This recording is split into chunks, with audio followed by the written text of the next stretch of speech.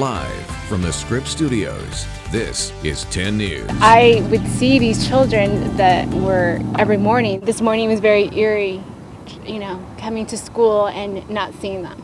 It was a tough day for parents and children at Paradise Elementary, mourning the loss of 3 children killed in a murder-suicide. Good evening. I'm Steve Atkinson. And I'm Lindsay Pena. Today, 10 News obtained court documents that detail the threatening messages a woman received from her estranged husband just days before she and 3 of their children were killed. A 4th remains hospitalized. 10 News reporter Mimi Alcala is live in Paradise Hills. And Mimi, the mother was worried they were all in harm's way. And Lindsay, Steve, this mother did what she could to try to protect her children, even filing a restraining order against her estranged husband, hoping that would keep them away from this home here. But sadly, he did show up here on Saturday. Now candles and flowers are left in memory of this family. There are children who won't be able to grab. As the Paradise Hills community mourns the loss of innocent children, and parents try to find the right words to explain the senseless tragedy to their own kids, there is just quietness behind it. They're very sad. Newly obtained court documents shed light on the troubling months leading up to the murders of 3-year-old Enzi, 5-year-old Zuriel, 11-year-old Zeth, and their mother, Sabrina Rosario. 9-year-old Ezekiel is on life support. This morning was very eerie, coming to school and not seeing them. A family is lost. In a restraining order filed just one day before investigators say Jose Valdivia shot his family then himself, Rosario outlines months of harassment by her estranged husband. She explains the two were going through a divorce and the text messages, phone calls, and unwanted visits wouldn't stop. In one instance just weeks ago, Valdivia sent this message with a photo of a handgun, alcohol, and the words, "It's sure happening."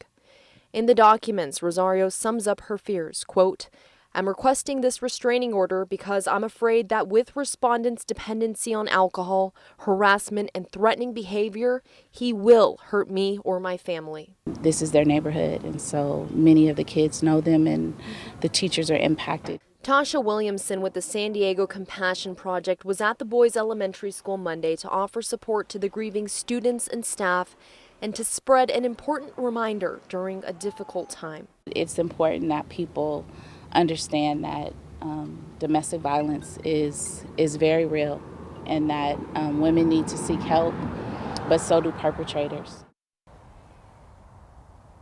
And Paradise Hills Elementary did have grief counselors, psychologists, and a therapy dog on hand to help the students and teachers impacted. A GoFundMe page to help out the surviving child has been set up by extended family members. We do have a link to that on our website, 10news.com. We're live in Paradise Hills tonight. Mimi Alcala, 10 News. Thank you, Mimi, and stay with 10 News for continuing coverage of this story. Coming up new at 6 o'clock, we'll take a look at the resources available to victims of domestic violence. Right now, crews are taking extra precautions to prevent any flooding we might experience from our first rain of the season. Our 10 News anchor Vanessa Van Hefty joins us on this story. Vanessa, it doesn't look like it right now, but rain is headed our way. Yeah, it sure is, Steve, and they are preparing for that. We are here on Laurel and Pacific, and you can see the signs that crews installed just a short time ago. This was their first order of business.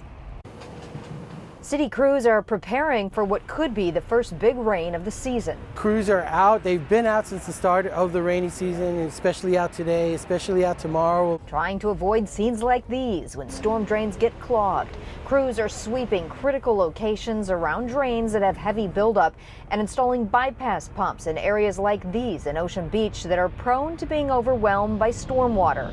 15 crews from the city's storm patrol will be actively patrolling and responding to threats. They've also installed massive backup generators in targeted areas. We found this one in Mission Beach, newly installed days ago. That is a 1,000 kilowatt generator, and that's there as a fail-safe in case anything goes wrong. Street sweepers will be out in force. Mission Beach still trying to navigate the best way around all those scooters and way of clearing the drains.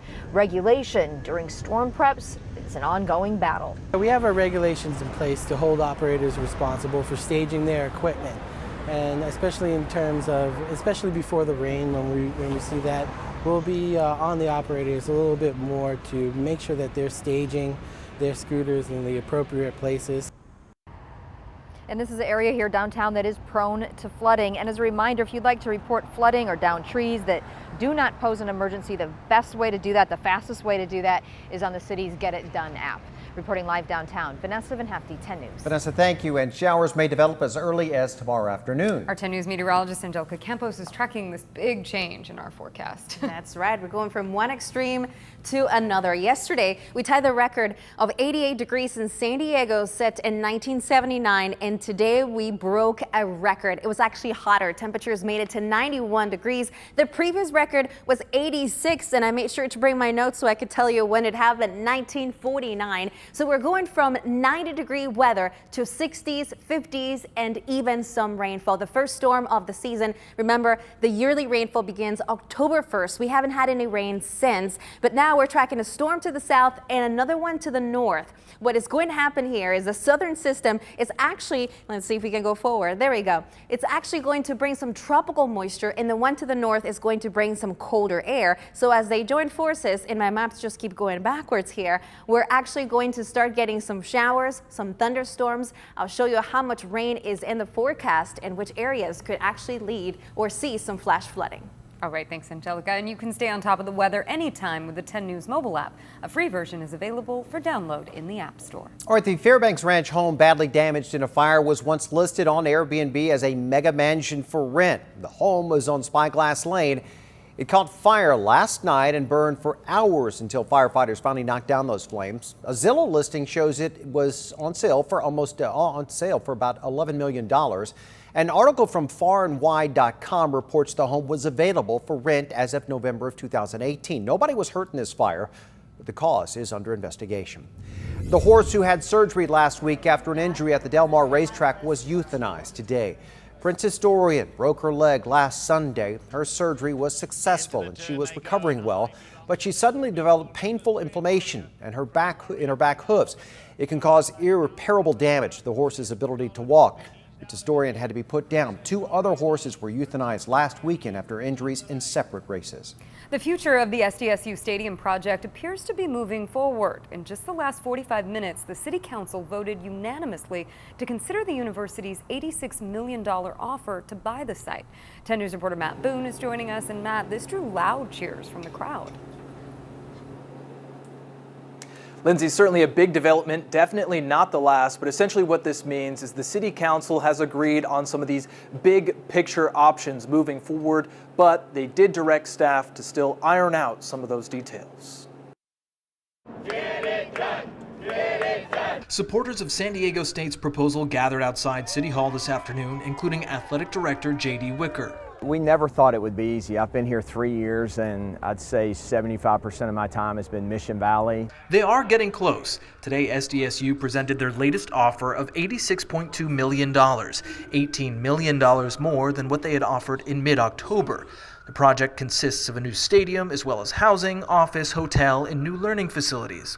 But despite the major price increase, an analysis by the Independent Budget Office and the City Attorney's Office raised some concerns, including who should pay for a new bridge over the river. But more broadly, there was concern that rushing into a deal to write the purchase and sale agreement could make the city susceptible to lawsuits. We will draft the PSA as expeditiously as possible, but we will not agree to do it under unrealistic timelines.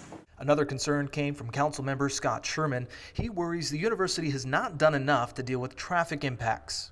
Any other private developer would be requiring them to mitigate traffic off-site as well for all the car trips that will be coming there. But support was overwhelming from commenters, including former basketball coach Steve Fisher. The only other issue, time, is not on the university's side. In order to meet their goal of a new stadium open by fall of 2022, they have to get this deal approved by the CSU Board of Trustees in January and close the whole deal by March. The timing is now. Today is the day. This is the time to do it. We are on a critical path schedule, and it's really important for us to get this action today. And of course, the next step is going to be seeing that draft of the PSA. The council hopes to have it back in front of them by December. Reporting live downtown, Matt Boone, 10 News. Matt, thank you. A deadly shooting outside of a Walmart in Oklahoma had many shoppers fearing for their lives. Authorities in Duncan say the investigation is preliminary, but they insist the shooting this morning was an isolated incident, not an active shooter. Police made a gruesome discovery in the parking lot when responding to the call. They found 2 men and a woman shot and killed. They say that 1 man and a woman were dead inside of a car. The other man died outside the car. Well, obviously, with the history in the last several years, it has a lot of impact. It makes people very fearful. It makes people wonder what's going on. Police did confirm the shooter is among the dead and killed himself. New information is emerging about a deadly shooting that erupted during a backyard football watch party in Fresno last night. Police say the home was targeted. 4 men were killed and 6 others were hurt. As ABC's Romina Puga explains, police are investigating a possible link to an Asian gang violence. It was supposed to be a peaceful Sunday family gathering to enjoy a football game. Instead, it turned to chaos.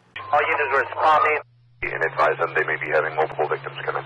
EMS out to the back. Police say the unknown gunman snuck into the backyard armed with pistols and opened fire. 10 people were shot. All of the victims were Asian males. More EMS ambulances out here.